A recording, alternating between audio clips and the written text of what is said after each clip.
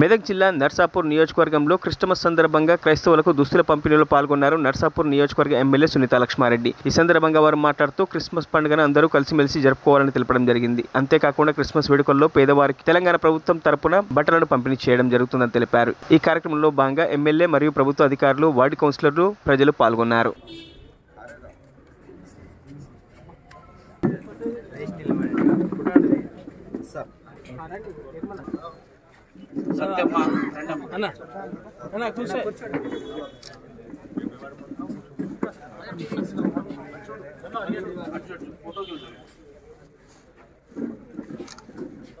తర్వాత గౌరమ్మ, విజయ,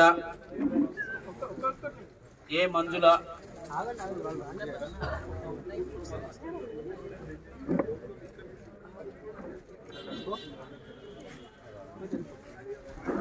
కలిసిమెలిసి జరుపుకునేటువంటి ఆనవాయితీ మరి మన దేశంలో, మన రాష్ట్రంలో ఉంది।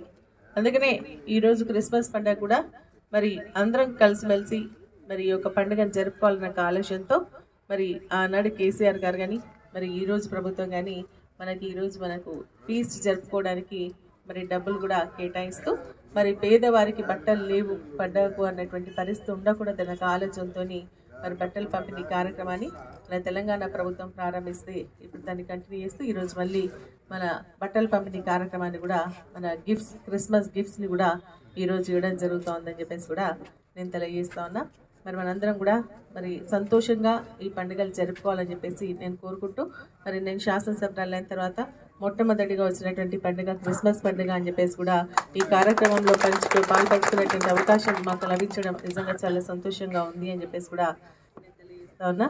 ఇప్పుడే మన ఫాదర్ దేవదాస్ గారు చెప్పినట్టుగా మనకి నిజంగా కూడా ఈరోజు భగవంతుడు ఏంటంటే ఈరోజు మన మానవ రూపంలో జన్మించినటువంటి భగవంతుడు దేవుడు మన యేసుక్రీస్తు పాపాలన్నీ కూడా హరింపజేసి మనల్ని పుణ్య మార్గంలో నడిపించడానికి మనకు సన్మార్గం చూపించడానికి వచ్చినటువంటి మరిన్ని అప్డేట్స్ కోసం మా ఛానల్ని సబ్స్క్రైబ్ చేయండి।